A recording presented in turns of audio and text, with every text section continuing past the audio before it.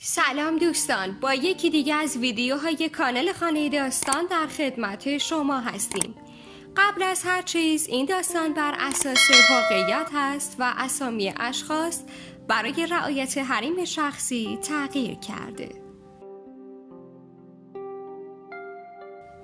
منم توی خانواده مرفه و تحصیل کرده به دنیا اومدم. یه برادر دارم که از خودم 6 سال بزرگتره. پدر و مادرم هر دو پزشکن. مادرم متخصص اطفال و بابام متخصص قلب و عروقه. وضع مالی خیلی خوبی داشتیم و داریم و از روزی که یادمه بابا و مامان تو زندگیمون کم نذاشتن و همیشه تاکید به درس خوندن ما داشتن.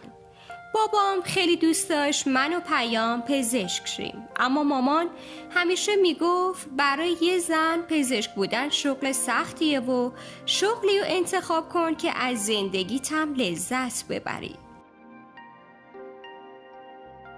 خلاصه که 12-13 ساله بودم که پیام پزشکی قبول شد و بابا تا حدی به آرزوش رسید و دیگه روی رشته تحصیلی من حساس نبود. منم کم کم به رشته معماری علاقه پیدا کردم و توی دبیرستان رشته ریاضی رو انتخاب کردم و با کلی درس خوندن و هزینه و کلاس کنکور و معلم خصوصی معماری توی یکی از دانشگاه‌های معتبر تهران قبول شدم. خب من دختر ساده‌ای بودم، یعنی اینجوری بزرگ شده بودم که دائم سرم تو درس و کتاب باشه و فرصت برای شیطنت زیاده و میتونم بعد از قبولی دانشگاه به همه آرزوهام برسم. حتی یادمه بابام برای جشن قبولیم یه ماشین مدل بالا گرفت و خندید و گفت از این به بعد پریا حتی شبا هم خونه نمیاد. درس و دانشگاه شروع شد. اوایل مظلوم و سربزین میرفتم دانشگاه و میومدم خونه، اما خب کم کم تحت تأثیر دانشگاه و دوستای جدیدم شیطنت‌های منم شروع شد. تو دانشگاه با یه گروه 4 نفر دوست شدم و من شدم نفر 5 و با این گروه کم کم دورای منم شروع شد.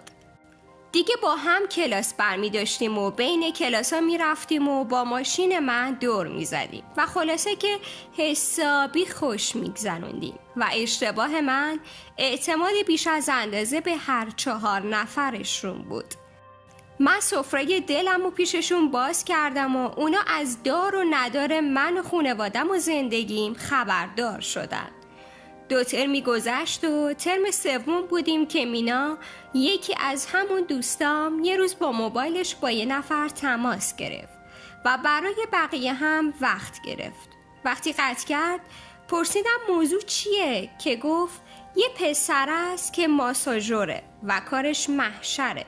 برای ماساژ وقت گرفتن و انقدر همشون تعریف کردن که من واقعا دلم خواست امتحان کنم و ازشون خواستم که به پسره بگن بیاد خونه ما. اونا هم گفتن میگن اما فکر نکنن طرف قبول کنه چون سرش خیلی شلوغه.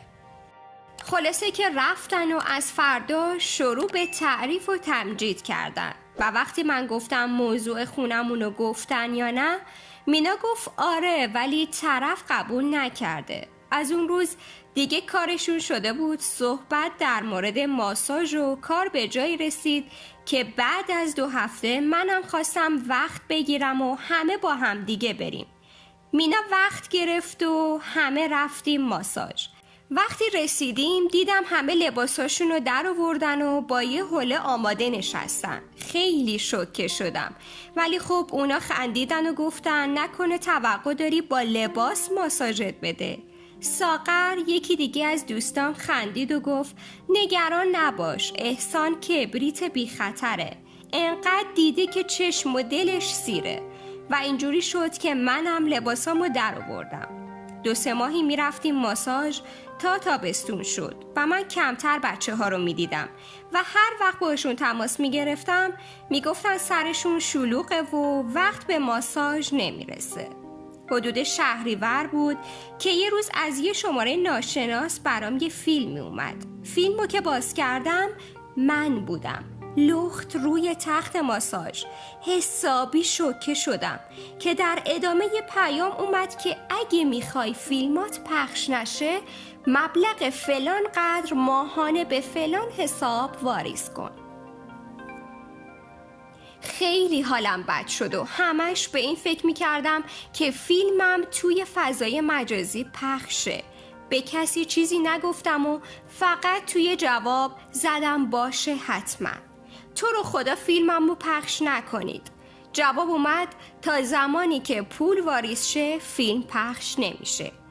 از اون ماه کارم شده بود تمام پول تو جیبیم که بابام برام میریخت به اون کارت واریز کردم، تا اینکه بعد از چند ماه گفت این مبلغ کمه و بیشترش کن.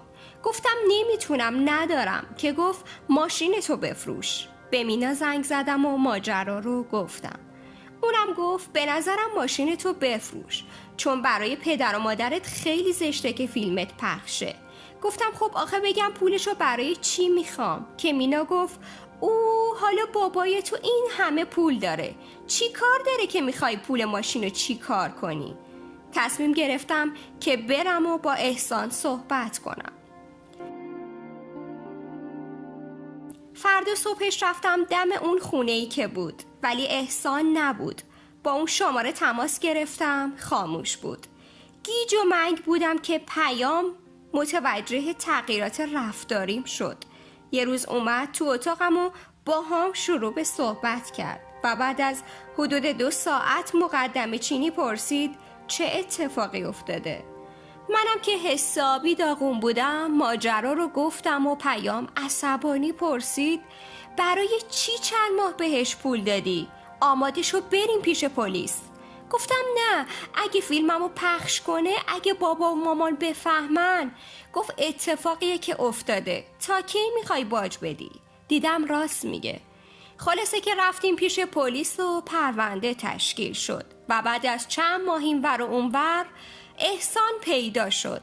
احسان که پیدا شد اعتراف کرد با اون 4 تا دوستم نقشه تلکه کردن منو کشیدن و با همکاری همدیگه اول منو به اون خونه کشوندن، بعد احسان فیلم گرفته و ادامه ماجرا. با شنیدن این حرفا خیلی بیشتر از قبل به هم ریختم. اونا مثلا دوست من بودن، من بهشون اعتماد کرده بودم. بعد از این که این ماجرا رو فهمیدم وکیل گرفتم و دادگاه تشکیل شد و براشون حکم بریدن و منم یاد گرفتم دیگه به کسی اینقدر راحت اعتماد نکنم.